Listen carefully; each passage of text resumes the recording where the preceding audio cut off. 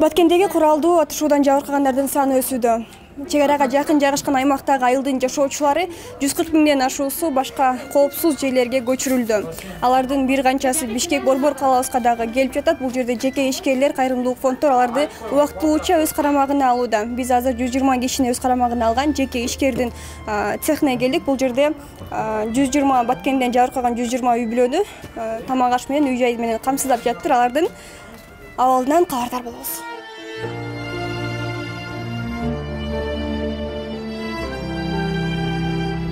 Эртемен туруп эле намаздан кийин звонок болду. Уктап жаткан жерибизден тура калып балдарыбызды алып, ошо колубузга кирген нерсени алып, ушу үстүбүздөгү кийимдер менен эле кайра качып чыктык. Биз качып чыккандан кийин 10 мүнөттөн кийин эле жардырып атыш башталды да, күйгөндөр башталды. Биз тоого чыгып карап турдук, баарын күйүп баштады.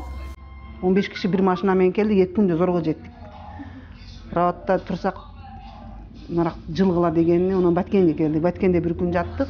Баткенде ошо кече атылган бала менин укам болот. Ошонун жаназасын өткөрүп, бияка чыктык да.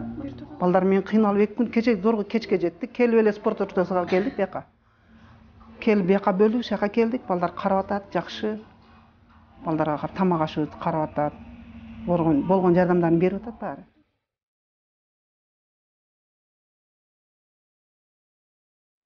Жерде жаңылып, ремонт кылып, жана ошондой эле Адыл София бизнес центрин салып атканбыз. Ал эми арка жактагы үйүбүздү алганыбызга 3 күн эле болду эле. 3 күн эле болду эле, ремонтта иштеке кыла элек элек. Бирок ушундай кырдаалга байланыштуу баягы кыргызга башына ушундай кыйынчылык келип атса, биз өзүбүздү ойлобостон элибизди ойлойлу деп, элибизге кызматка өзүбүздү мындайча айтканда тартуулап бердик. Буну бир адамдар квартирага чыгышкан экен, күйөөсү мененчи. Анан кийин эчтекеси жок экен. Азыркы учурда кийимдерди да берип атам, продукталарын бердим. Сковородкаларына чейин толуктап бердик, иншалла. Толук азыр көрөсүңөр, мынакей. Өзүнө төшөк-пөшөктөрү ушул, кийимдери, немелери дагы толук болду, иншалла.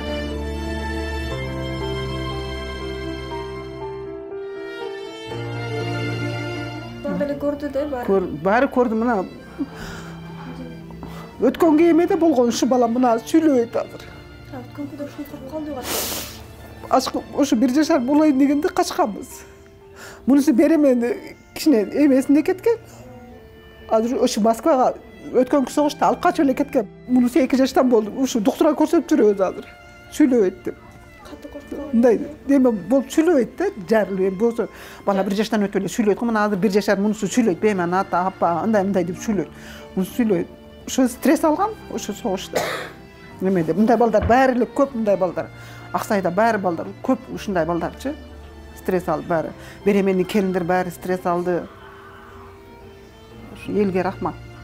Эл бар экен, мына суукта эшикте калып кетпеди балдар баары. Портерлерге ок тийип, шайнектери сынып. Силердин машинаңар беле портер? Телефондон көрдүңбү? Үйүңө көрчү?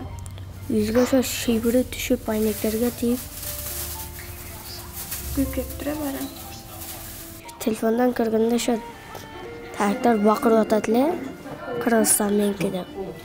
Мектепти күйгүзүп туруп, шетте бир киши бар эле, мектепте калып кеткен. Канча киши? Бир киши. Onu алып чыгып, кыйнап туруп өлтүрүп коюптур.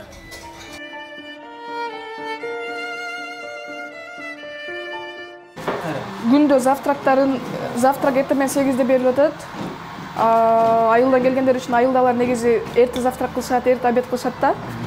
Эртемен 8-де как положено берилет завтрак, 12-де обед, полдникта болот. Бүгүн болсо 12-ден кийин азыр уже түшкү тамактанып атпайбы? Ушундан кийин как раз биз бүт жаш балдарды алып, Сумдун 6-этажында детский площадкага алып баратабыз ойнотконучу.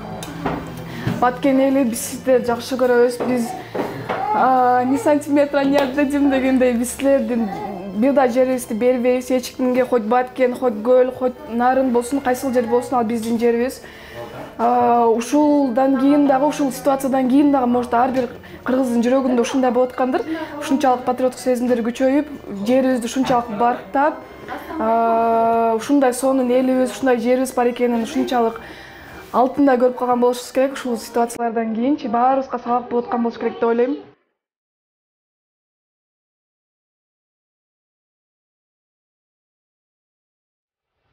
Nur. Ata, Oo. ben uyga keldim ya. Kuhnen bir tane tarafta kılıp jiyip koyundu. Mayli. Bir anda hem kuyup kalgan baynikleri. Şuna kalan emez.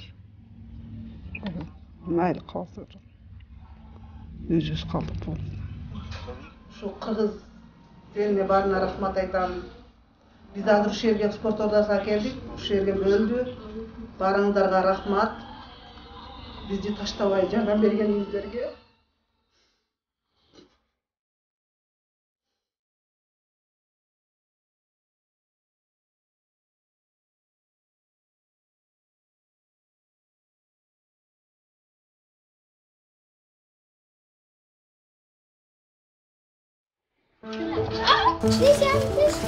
Suratını biraz mı? Элдин баары таң калып атат. Бир күндө эле ошентип эле эвакуация салып койду. Кыргыздар кыйын экен деп кыйын эми көз тийбесин. Ынтымагыбыз болсун, такай ынтымакта бололу. Кудайга шүгүр элдер жардам берип атыптыр. Көз менен көрүп сүйүнүп калдым. Жыңала чабып кел десе уктай албай келдим эле түндө, уктай албай. Кудайга шүгүр элибиз бар экен, журтубуз бар экен. Согуш болбосун эми, согуш токтосун, каерде болсун дагы. Жаңыргында ким болосуң? Men солдат. Солдат болуп эмне кыласың?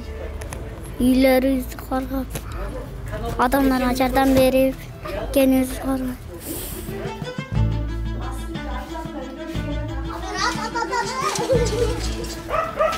Бул жака негизи общий 120 адам келген. Жарымы бул жакта 2 этаж сакты, жарымы бул жакта. Арасында бир 80% айымдар, анан калгандары мырзалар. И жаш балдар. Өткөн пятница күнү эртең саат 8-де качканбыз, балдарым менен. Турда балдарым менен качканбыз. Эмне себептен качтык биз? Биздин себебибиз качкан себеби куралдын жоктугунан. Курал начар. Ыраздык немесиде, кулундуда, максатта качан приказ болмоюнча алар атпайт экен. Октан качып мен ыраздыкка байылдан сүлүктүгө жөө өтүштүм. Буга чейин да бир канча жолу ошондой согуштар болуп, силер дайыма мындай даярдуу болуп жүргөнсүңөр, морально. Биз мисалы түн ичинде ошо уктап болбойт, угум. Түн ичинде уктап болбойт. Только балдарды уктатабыз, карайбыз. Качыш несеби да энди? Кантип качыш керек да? Депутаттарды Лейлик районунун Разаковайга, Кулундуга, максатка барып, бөлсүн дагы, ушул жерде закон чыгарсын. Давай 6 айлап барып отуруп келеби, 1 жылдай отуруп, да бөлсүн президентке жестим бул сөз. Курал чыгарбаса, биз айтып, оорунун кадырын сол билбейт. Биз айтып, октан качкан, мен качтым, бул качты, бала чака. Олар качкан жок да, туурабы? Кызым, же качты, олар качкан жок да.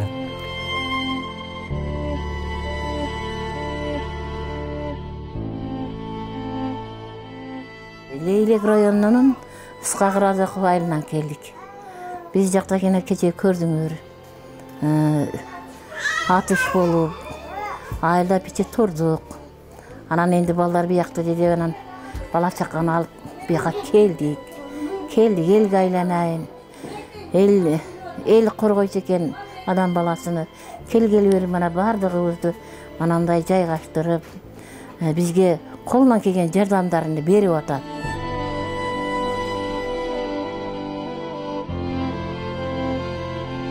Канча-мынча адамдардын бир кийими болсо бир кийими жок келгендер болду. Анын арасында жаңайлак келгендер болду, тапчыккачан жүргөндөр болду. Ошол үчүн ошолорго кийимдер керек деп жарыялаганбыз. Ошол эле Инстаграмдан, историядан келген эле биздин кыргыз элибиздин жардамы болду. Бул жактагы адамдардынчы арасынан аябай жаңы упаковкадагы кийимдер келди, толтура кийилген кийимдер келди. Фирменный брендовый кийимдер дагы келди арасынан. Алгандар алышты, баардыгы 1-2 сериялап кийимдерин алышты. Бул жакта уже калгандары эми болсо бул жакты биз сортировкалап, мужской, женский, взрослый, детский кылып бөлөбүз дагы башка керектүү жактарга жөнөтөбүз булардын баарысын.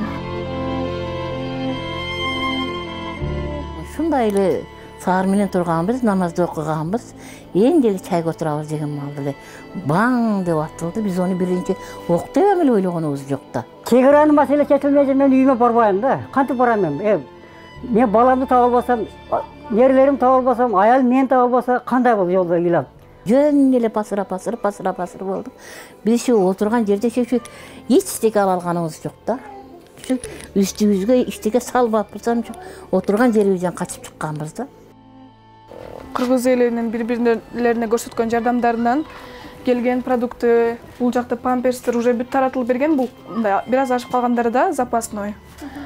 Бул жакта дарбыз, картошкалар, бумага, салфетка, макарондор бүт барысы бар.